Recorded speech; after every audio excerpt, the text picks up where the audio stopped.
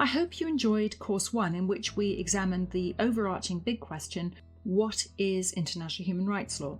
In the second of these 3 courses, entitled How Well Does International Law Serve the Marginalised?, we focus on women, the poor, refugees, and undocumented migrants.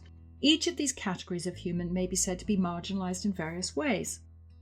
It may be unusual in the West these days to think of women being marginalised. However, discrimination against women is rife throughout the world and is most visibly seen through the lens of violence against women. To that extent, it is appropriate to group them together with the poor and other marginalised groups. We examine the strengths and weaknesses of international human rights law with respect to each of these groups to begin to address the question of the usefulness of human rights law. This week, you will examine instruments that address the issue of discrimination against women. This links back to last week, where we looked at norms, institutions and systems. We shall seek to address the big question, how are universality claims challenged by the person of the woman? Let's hear from 2 women from 2 different parts of the world to hear their experiences of discrimination.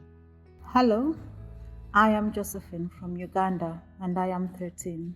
I was born in a poor part of Kampala, a slum really. I have 5 brothers and sisters. I had more, but they died of disease when they were small. My family is so poor. They couldn't afford for me to go to school for very long. I left when I was 11 so I could start to earn some money to support my younger brothers and sisters. I have a lot of worries. I worry because when any of us gets ill, we cannot afford a doctor. I also worry about my younger sisters and brothers' education.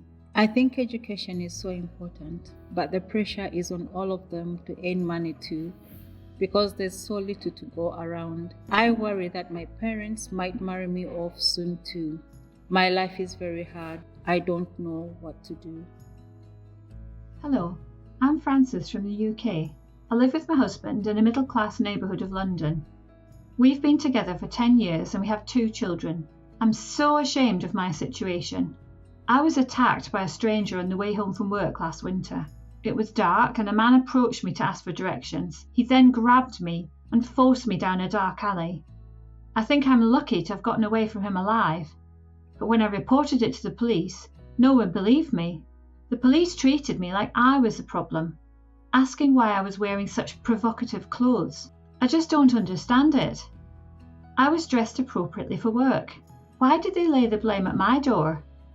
They never really bothered to investigate the crime. I have a responsible, professional job, yet I'm treated like this.